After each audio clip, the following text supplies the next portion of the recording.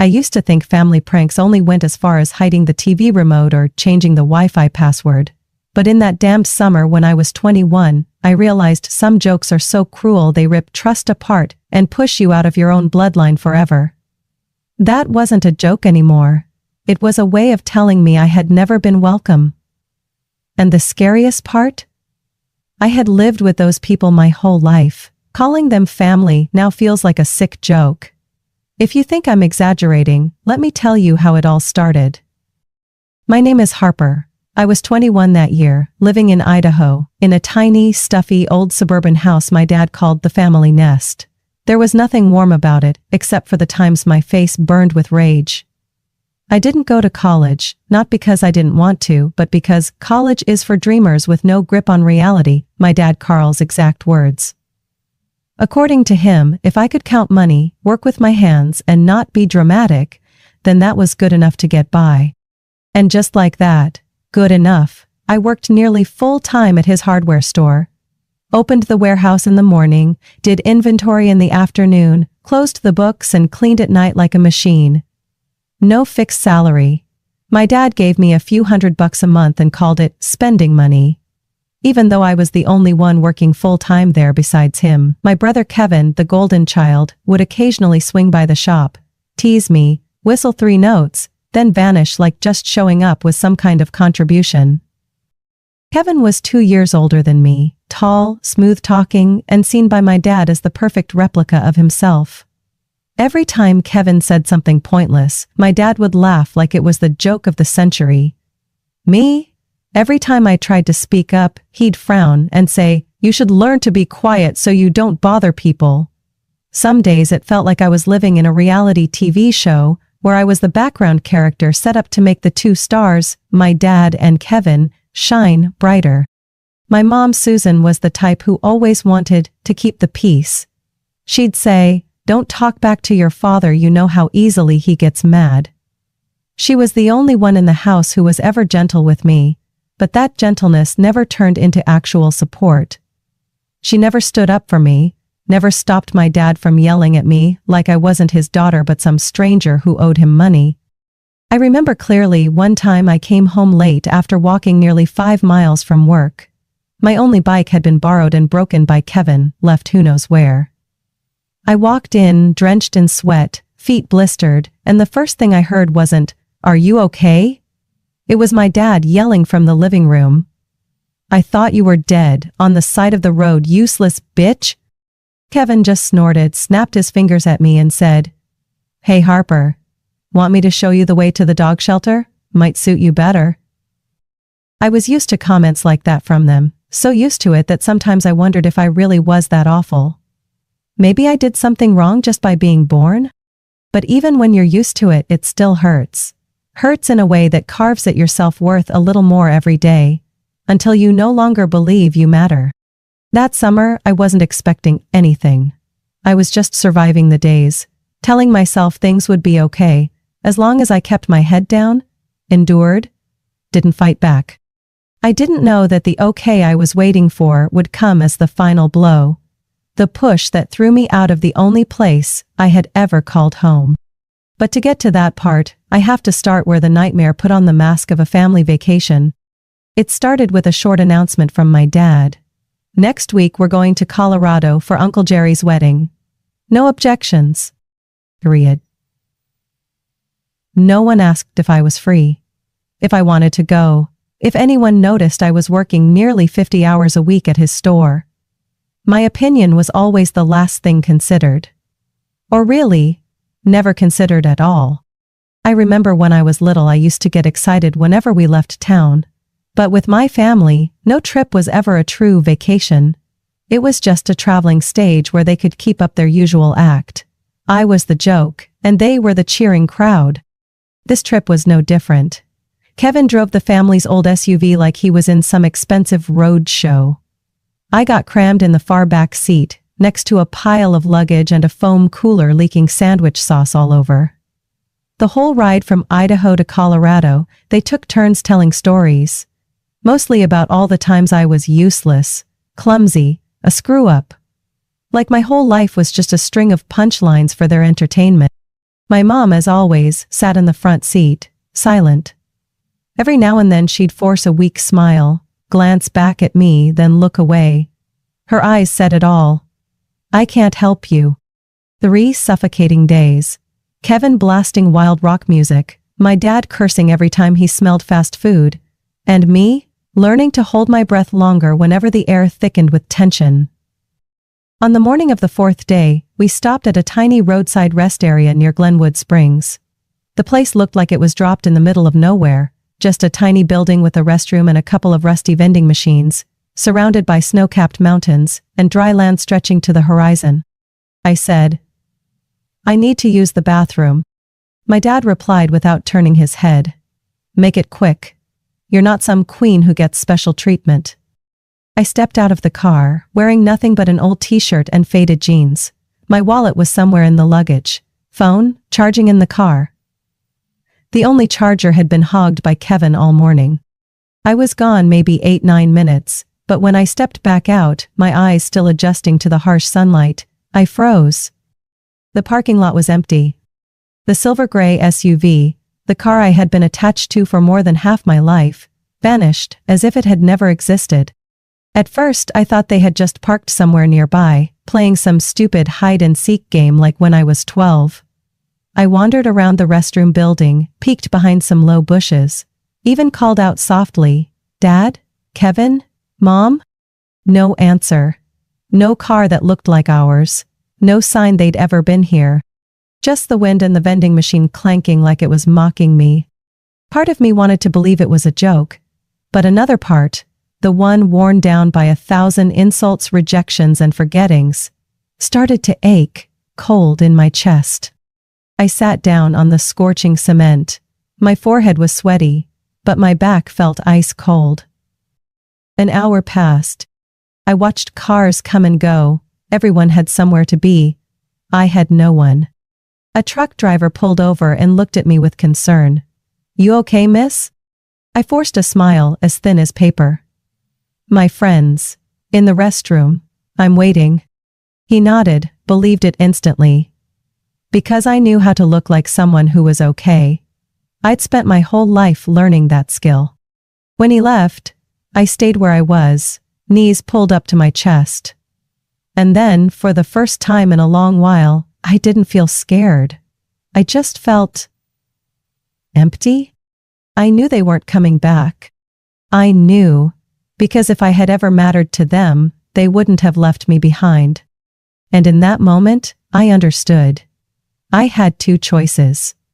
Sit here forever, waiting for people who were never coming back, or get up and find my own way out. Not just out of this God-forsaken rest stop, but out of the prison called family that had held me captive for 21 years. And I stood up.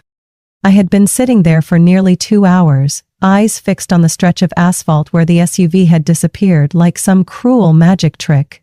At first I tried to make excuses for them.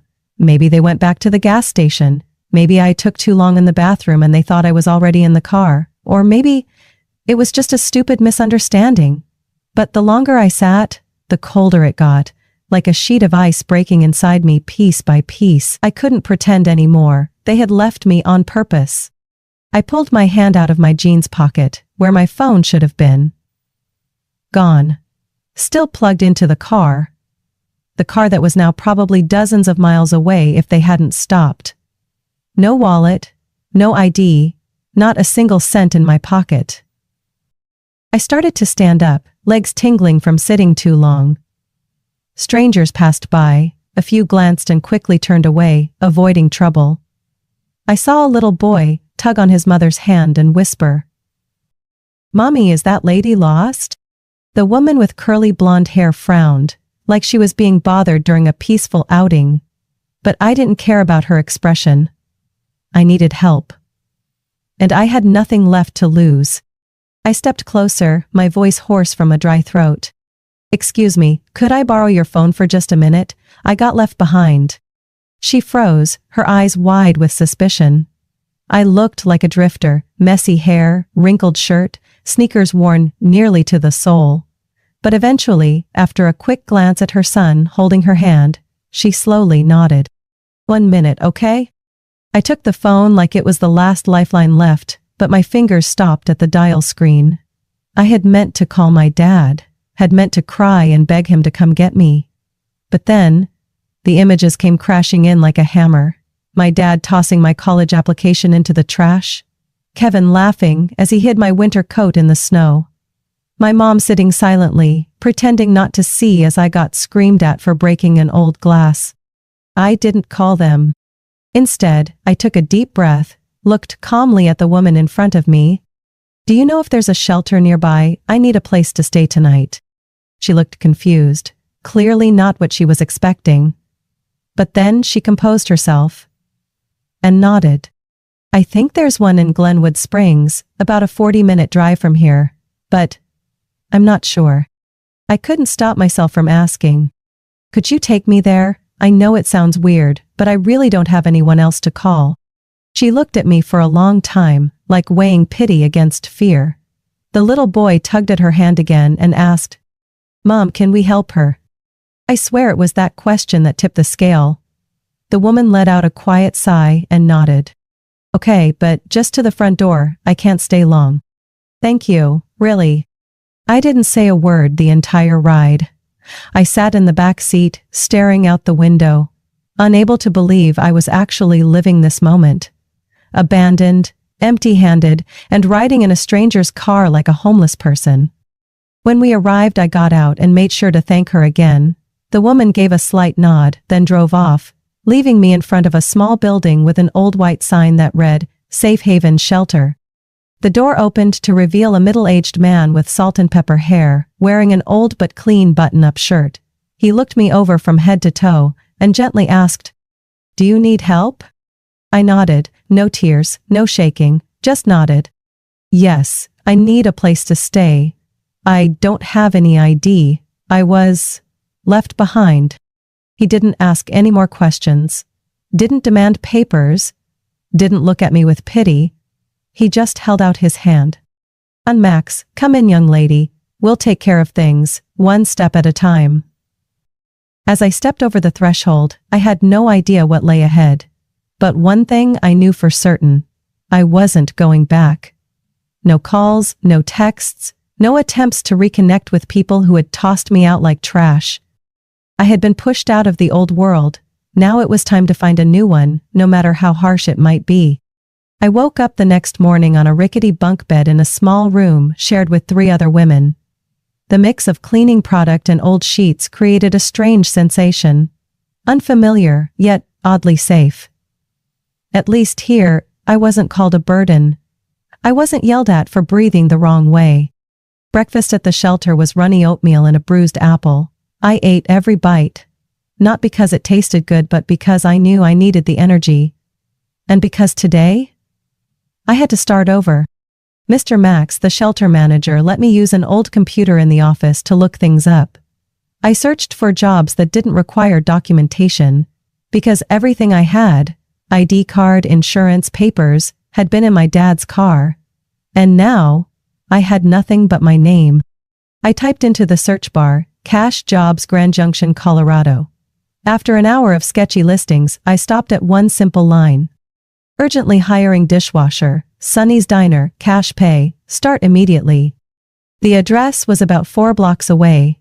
I borrowed a hat from one of the women in the room, slipped on my nearly worn-out sneakers, and stepped onto the street, heart pounding like a war drum.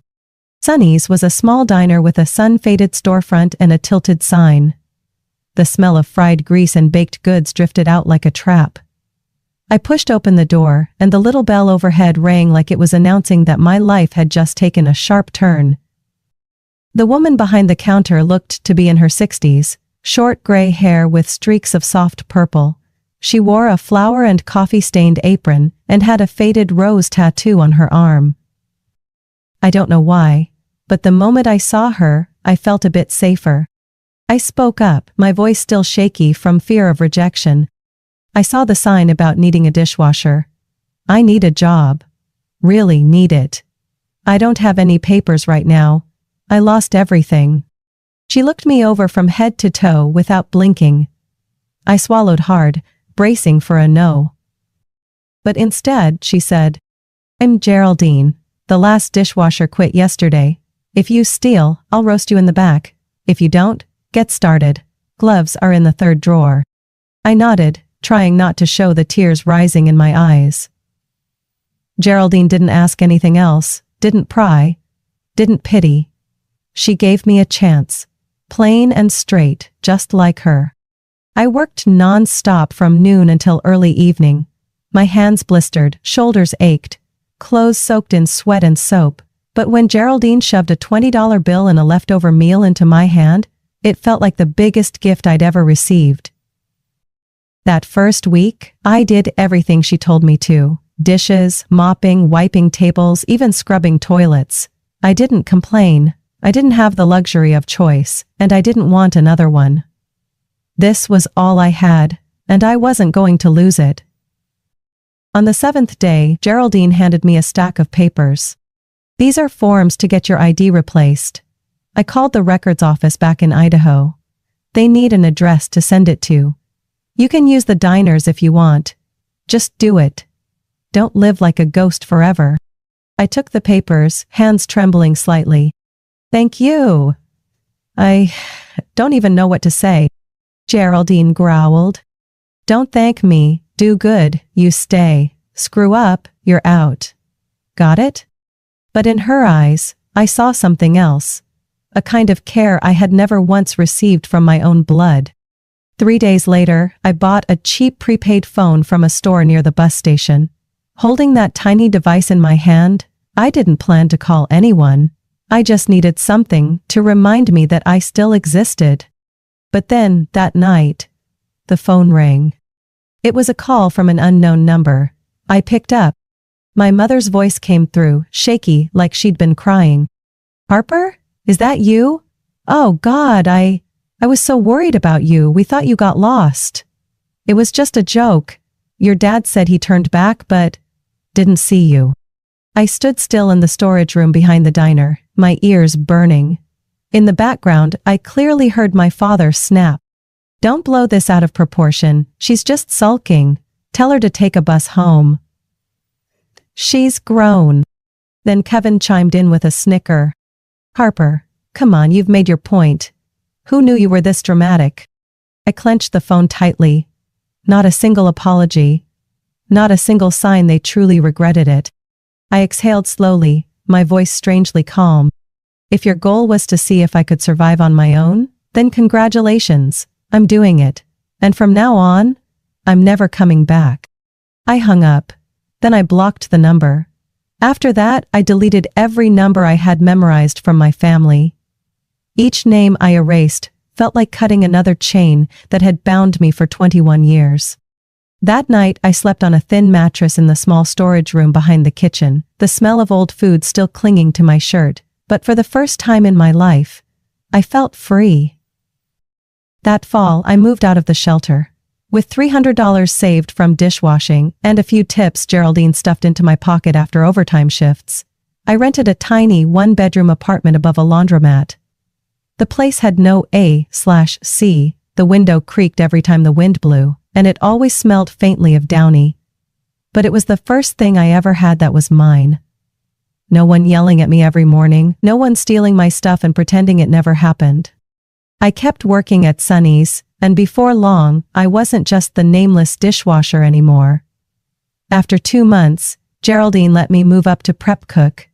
She taught me how to chop onions without losing a finger, how to flip eggs without breaking the yolk, and, most importantly, how to observe the whole kitchen like a conductor leading an orchestra.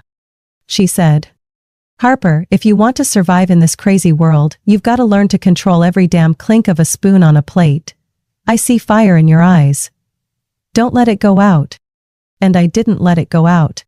I started taking online classes at night. Nothing fancy like medicine or the arts. Just basic business management. Things like accounting, supply chains, how to run a small restaurant. I studied through long nights, my eyes burning after 10-hour shifts. But I didn't feel tired.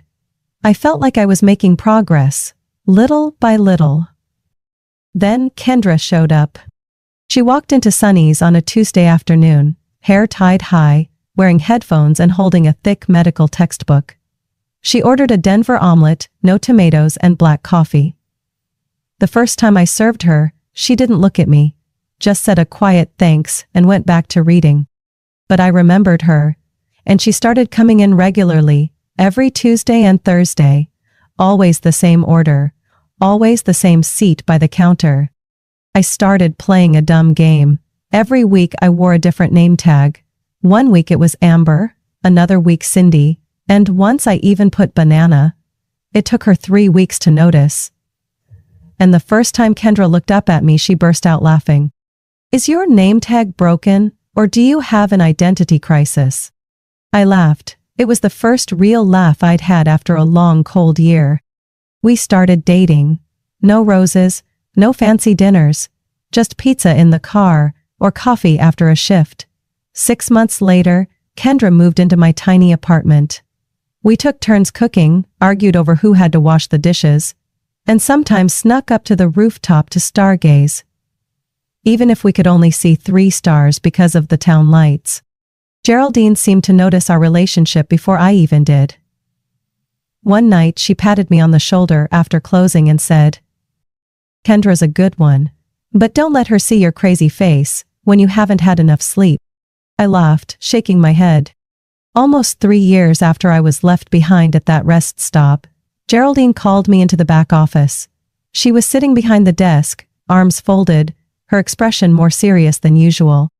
"I'm thinking of opening another Sonny's on the east side of town. Older place, smaller. I don't need a co-owner, I need someone to run it. You want it?" I froze. "You mean, me? You think I was talking to the cat outside?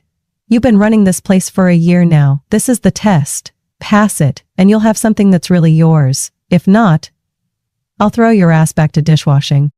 I nodded, even as my heart pounded like a drum. Sonny's East opened 6 months later. Smaller, not fancy, but it was mine. I designed a new menu, managed the staff, handled orders, and even washed dishes when we were short-handed. The first 3 months, I worked nearly 90 hours a week. I lost weight, had dark circles under my eyes, but customers kept coming back, more than I ever expected.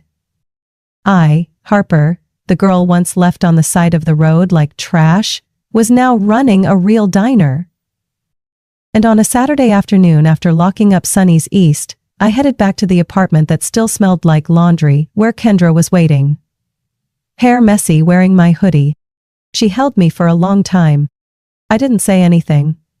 I didn't need to. I had walked out of the wreckage and rebuilt myself, brick by brick, scar by scar. We got married on a June afternoon under the red maple trees in a state park.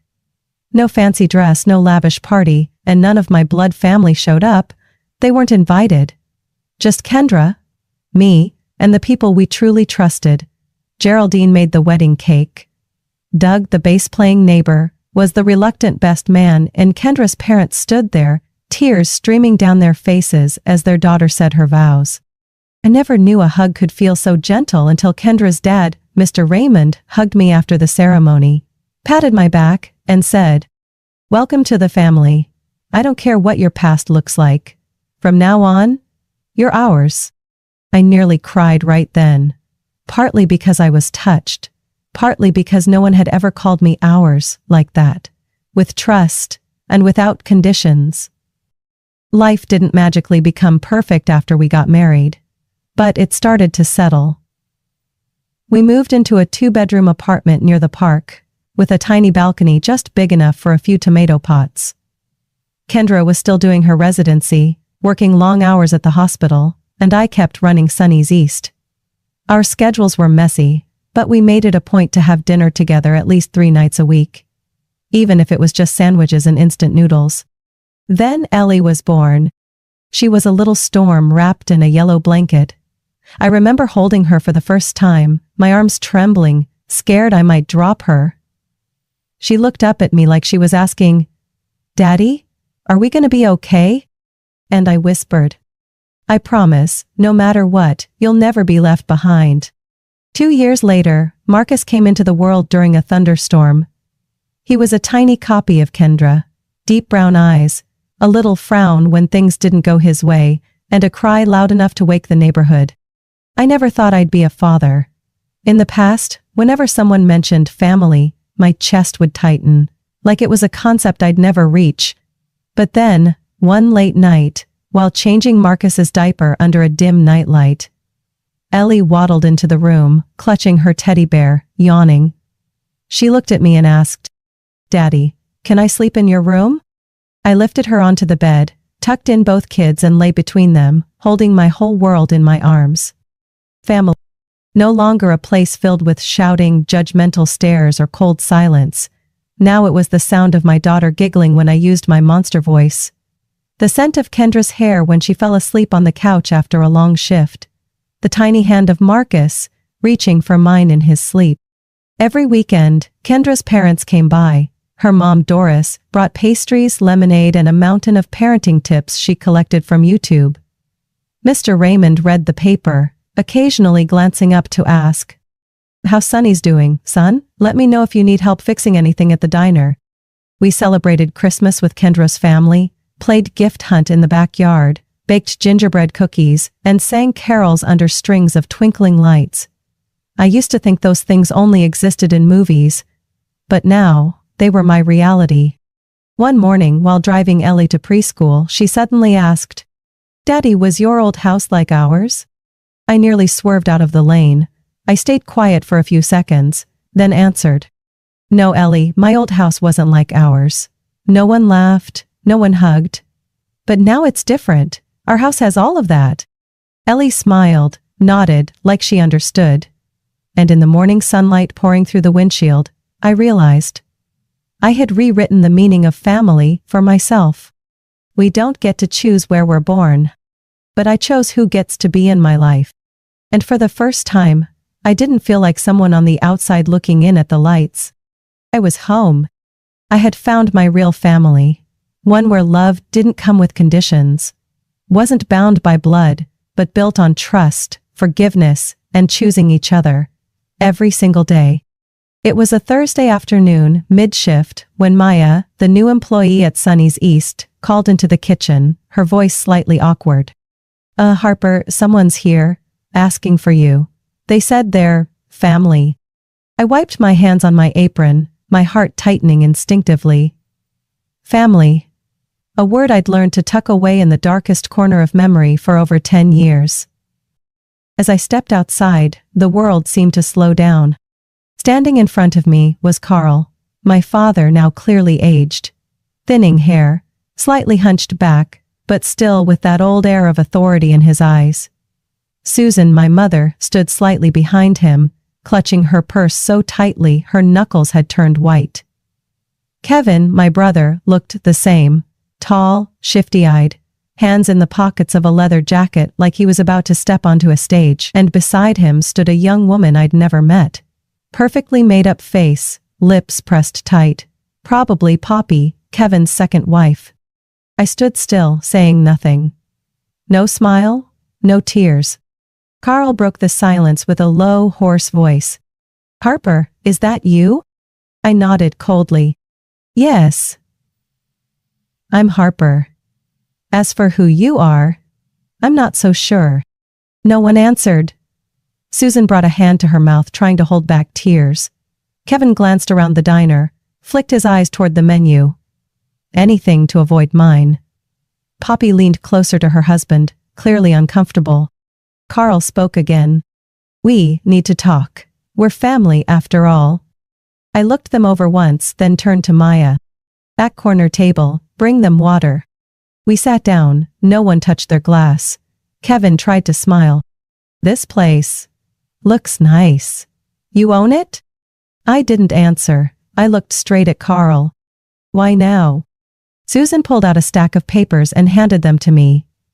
Hospital documents. Carl had heart failure, no insurance, the house had been foreclosed. Kevin was unemployed after 3 failed investments. Susan needed knee replacement surgery, but couldn't afford it. I placed the papers on the table without opening them. 15 years, not a single text, not one phone call, and now you show up? Because you need money? Kevin forced a smile, trying to keep it friendly. We're family, Harper. Family helps each other. I tilted my head. Family? Like that time you left me in the middle of Colorado, no wallet, no phone, then drove off like it was some joke on a stray dog? Carl slammed his hand on the table. We came back to look, you disappeared. How were we supposed to know where you went? I sat there for 3 hours, Carl. No one came back. No one cared. Susan began to cry, real tears, I think this time. I've regretted it every single year. I kept thinking you'd call. And when I didn't, no one ever called me either. Because maybe my silence was easier than the truth. I've lived without you. Kevin cleared his throat. Look, now's not the time to dig up the past. Dad's really sick. Mom's not getting any younger. If you can help, help. If not... I stood up before he could finish. Dinner. My house, 6 o'clock. But don't expect what you think you're getting. When they came to my house that evening, Kendra had set the table. Ellie and Marcus sat beside me, eyeing the unfamiliar faces with quiet suspicion. Carl tried to speak to Marcus, but the boy clung tightly to my hand. Ellie stepped behind her mom. Kendra smiled politely, but her eyes were sharp as knives. She knew everything, every single thing. The dinner was tense. No one ate much. Kevin rambled about the meaning of family. Susan kept dabbing at her tears. Poppy was almost completely silent, except when asking for salt. When the kids went upstairs, I stood, went into the office, and came back with an envelope. I set it down in front of Carl. He opened it. A check. $73.50. Carl frowned. What the hell is this? A Greyhound bus ticket from Glenwood Springs to Idaho, 2009. The exact amount a girl who was abandoned would have needed to get home. I didn't use it. Now I'm giving it back to you. The room fell silent. Then Carl growled. You ungrateful brat, we're your parents. I replied, my voice low but razor sharp. You're the people who gave birth to me. But family? No. Family doesn't abandon each other. Family doesn't come back after 15 years just to ask for money. Susan burst into sobs. Kevin stood up, pulling Poppy with him. Carl crushed the check in his hand, threw it on the floor, and pointed at me. You'll regret this. You think you're better than us? I didn't answer.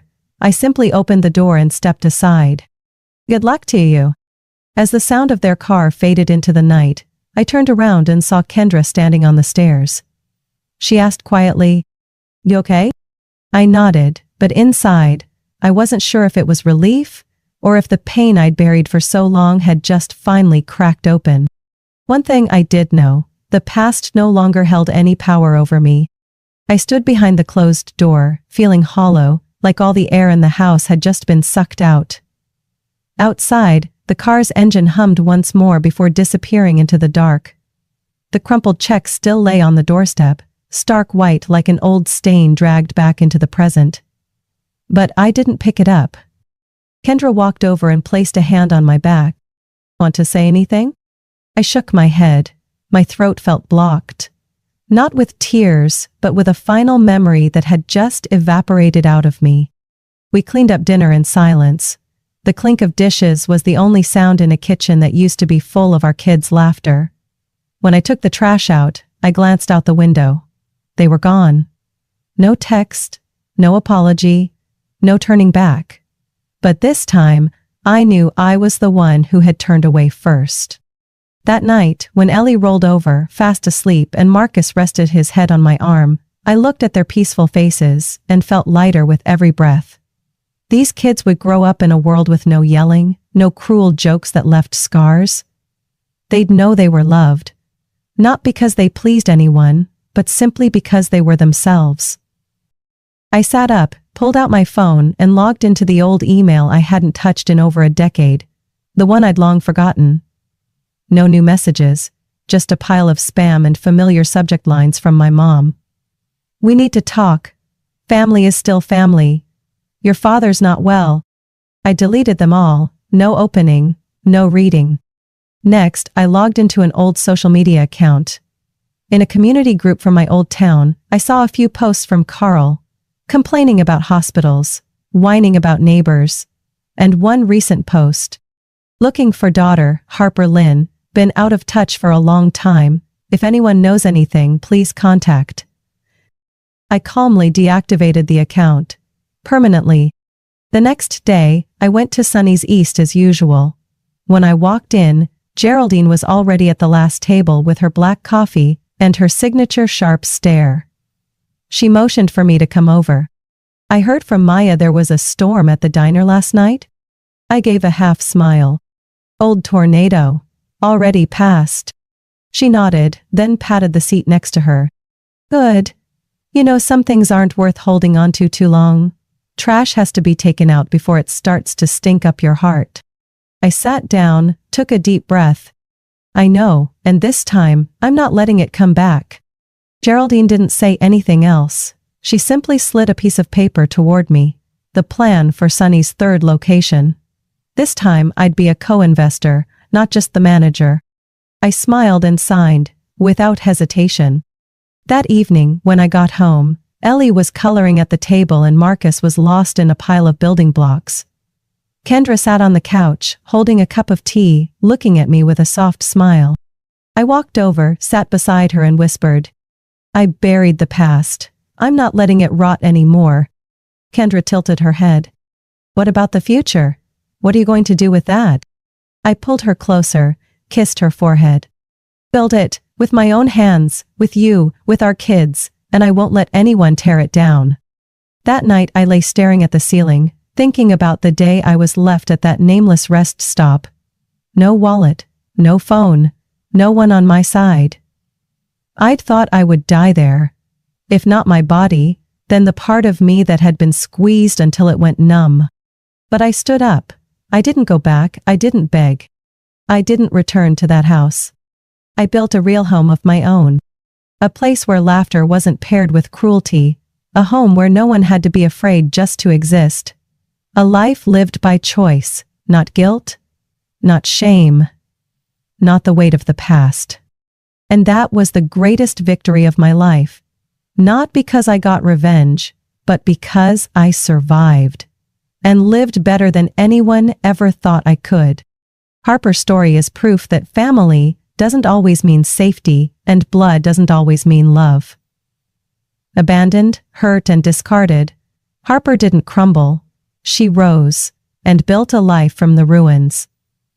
She showed that happiness isn't found where we're born, but where we choose to belong. The past may be painful, but we have the power to rewrite our story. With love, strength, and true freedom. What do you think about Harper's journey? What would you have done in her place? Share your thoughts below, and don't forget to follow the channel for more emotional and inspiring stories about family and life.